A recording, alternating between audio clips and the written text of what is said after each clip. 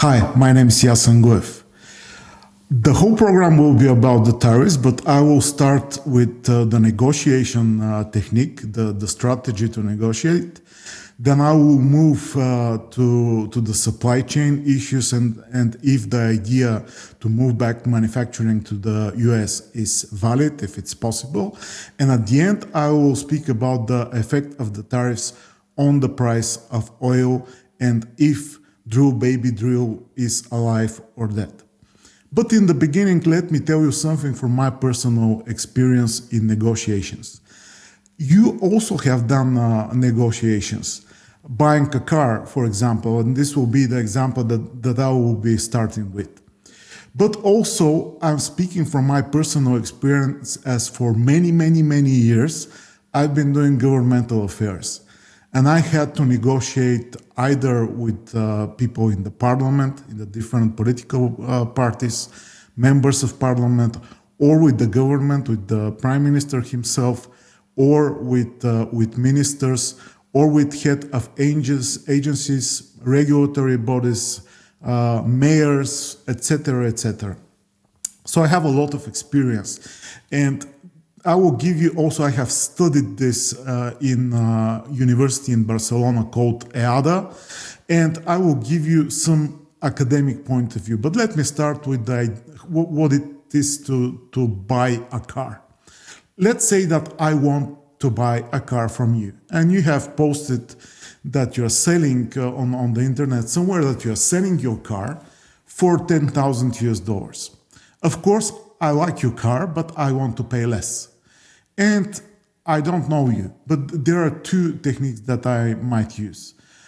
First, if I want the deal badly, I will offer something that it's close. For example, if it's $10,000 US, I will start with something like 8,500 or 9, and I will try to reach an agreement with you below 10, somewhere around 9,000, 9,500.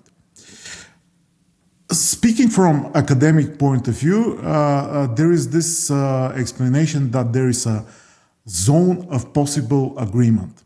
So if you have posted that you're selling the car for $10,000 US, let's imagine that you are not ready to sell it for less than 9. So I described the first approach. There's also a second approach. I can come hard at you and say, I'm offering 6,000. In order to make you mad, to make you walk away and see where is actually the zone of possible agreement. Because I don't know if it's 9,000. It could be 7,000. It might be 8,000. It depends. So if you want to make a deal and you're negotiating with the other party, if the other party has experience, the other party will understand if you are there to make a deal or not. Or you're just creating a scandal and you will move to somebody else. Back to the situation with the tariffs and how this applies to the situation with the tariffs. As I said many times also in my Bulgarian language channel, the only reason to do all of this with the tariffs is to increase the budget revenue, because on the other side, they are reducing costs in the United States with the Dodge initiative, reducing costs that it's led by Elon Musk. All the other things that are described as reasons for this move, they don't matter, and they're not important, and they're not true. The trade guy in the European Commission, Marin Šefčovič, he went to Washington to negotiate. Nothing happened. And there was a statement afterwards that they expect something. Going back to yesterday when Giorgia Meloni, the Prime Minister of Italy, met with Donald Trump, he said that there will be a deal also with the European Union. They will agree something, but for the time being, they're not doing anything because the revenue is still coming from the new higher tariffs. Actually, in the administration, nobody has a clue where the whole process is going. And what do you need in a situation like this? if you're on the side of the American administration. Your biggest task actually is not Europe, it's not Canada or Mexico, it's China. And in order to achieve that, you need a coalition that if they push from all sides, from the European Union, from the neighboring countries of China, they can achieve something. But they have not done that. And of course, because everybody has went to business school and everybody has studied negotiation, you need to imagine if the other party has the guts to continue. And of course, what are the different parties doing? Europe is waiting because they know what will be the effect. So short term, of course, the effect will be bad because the market will not be there for their products, as there will be sold less in the United States. But they can survive for a period of time. And also for some of the products, they can try to find other markets. What is the situation with China? China knows if they make a concession in the negotiations, that will be the end of it. So they decided not to do anything. And they're not doing anything because they know that the President of the United States is in a tough spot. Why? First, there will be a midterm elections, which will be in 2026 in November. This is an important date. In order to win, everything should be for Trump and for the Republican Party, and to keep the majority in the House of Representatives, which is the lower chamber, and the Senate. He needs everything to be fine in the United States and people to be happy. People are not happy right now. And he needs to close this negotiation. So China knows that. And as they know that, they prefer to wait. Also, there are court cases against the decision of Trump to impose the tariffs, and they might be successful. Then there is also a draft law in the Senate to take from the President of the United States the opportunity and the right to impose tariffs. So that's there. And in China, they're saying to themselves, why not wait? Why make a concession when actually we will get nothing in return? And then if you make a concession once, you will have to make a second and a third and a fourth, and there is no stop there. So that's why they're not doing anything, and they're waiting, because China, it's not a democracy, and they can wait, and they don't care what people think. Of course, they have issue with finding new markets, but they were trying. And President Xi went to visits abroad, and he will continue to do that. Also, he had a meeting with the Prime Minister of Spain to discuss if something can be done with Europe and get some of the products to the European Union. So what President Trump has done, he has created a problem with the European Union with these tariffs. And if he would not solve this problem, he will not have the European Union on his side. Already the European Union decided to spend more on their military force, on their armies, buying more and more arms. But in the proposal of the European Commission, it says we will buy from mostly from local sources, which means they don't want to buy from the United States because of the policy of the United States. And that's it. So I think that the pressure is there. The pressure is coming from the bond market, as you know, with the higher interest rates on the bonds, which is an issue. The market, the stock market, is volatile, which is also an issue. So I will think that at the end we'll get some kind of a small compromise, because till 2026 everybody should be happy, because if everybody is not happy, then the Democrats will win, and that will be the end of President Trump. I think that there is a real opportunity for him to get impeached.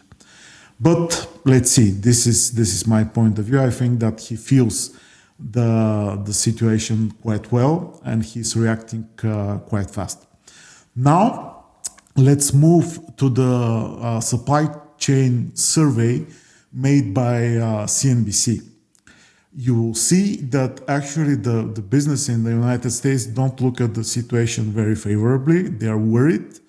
So the survey, it's not, don't imagine a big sociological survey that is representative.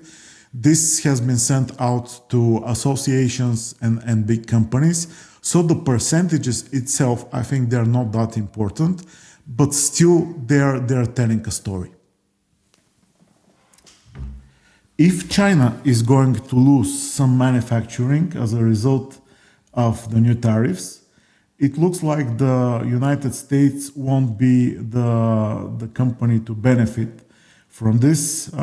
This is the outcome from the CNBC supply chain survey.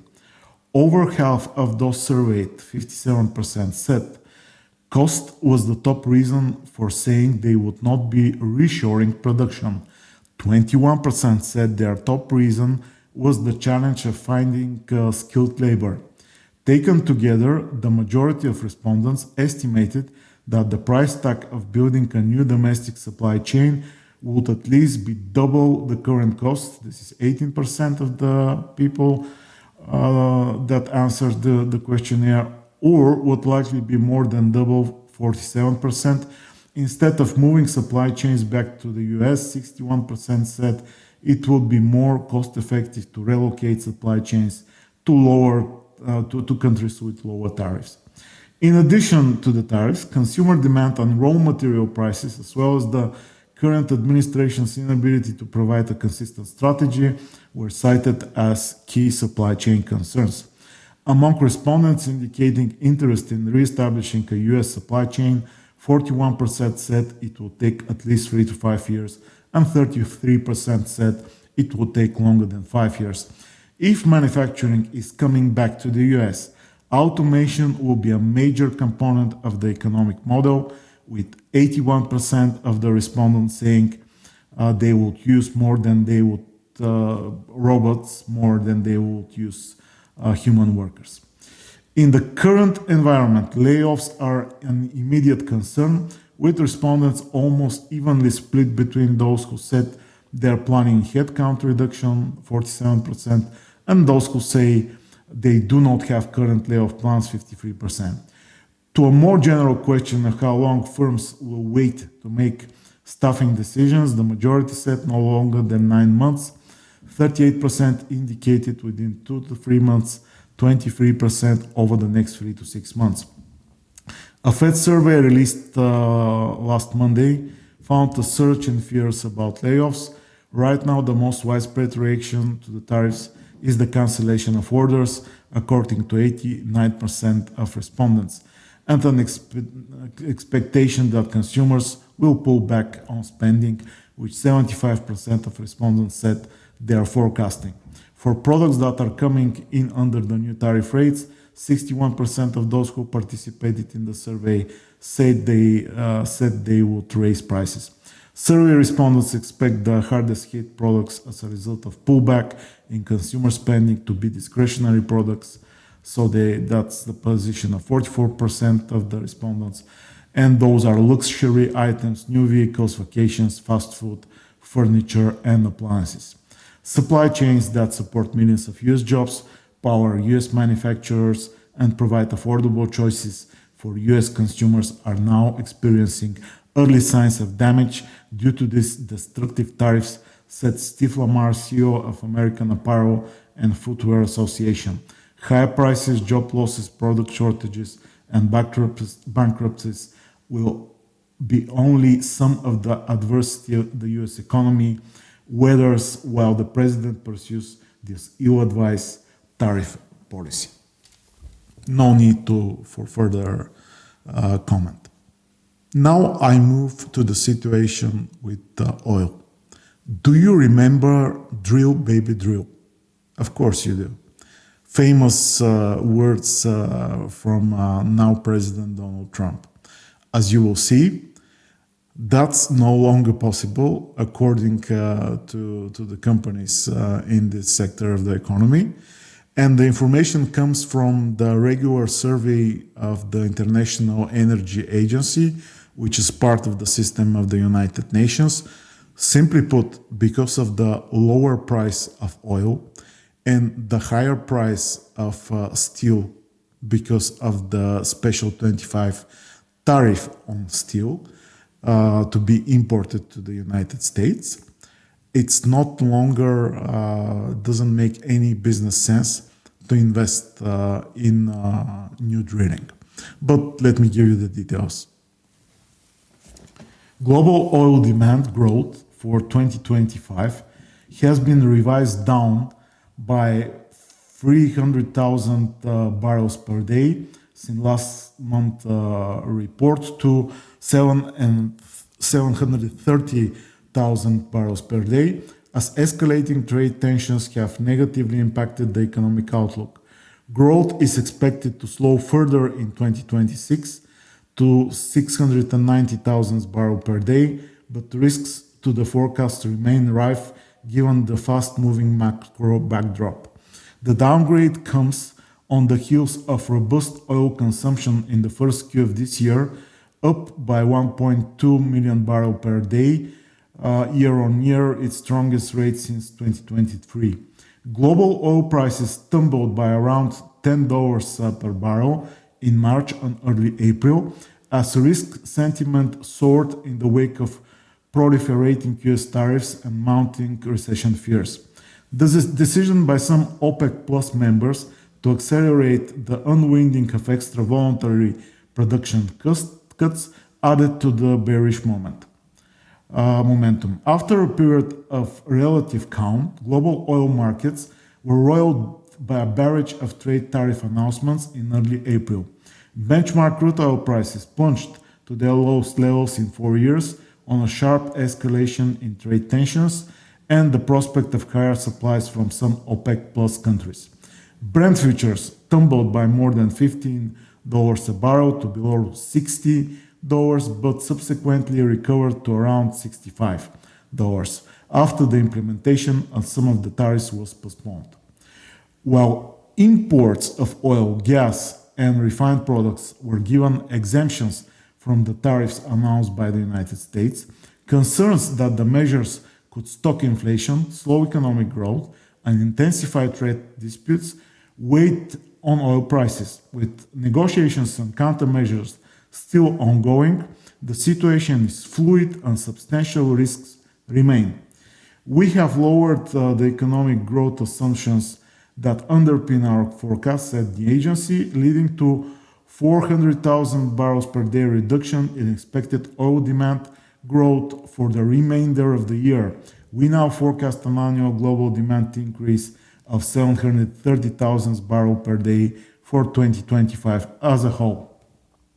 The downward spiral in oil prices was also fueled by the surprise decision of 8 OPEC Plus members, which were party to voluntary cuts since November 2023, to triple their scheduled production target increases for May to 411,000 barrels per day. However, the actual increase may be much smaller, as a number of countries, including Kazakhstan, the United Arab Emirates, and Iraq, are already producing well above their targets. Notably, Kazakh crude oil output reached a record high of 1.8 million barrels per day following the startup of the Chevron-operated Tengiz oil-field expansion project. This puts Kazakhstan some 390,000 barrels per day above its OPEC Plus output quota.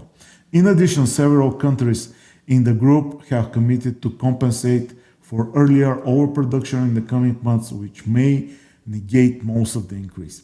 The significant drop in oil prices rattled the US shale patch, with firms arguing they need 65 barrels dollars per barrel on average to profitably drill new tight oil wells, according to the latest Dallas Fed Energy Survey.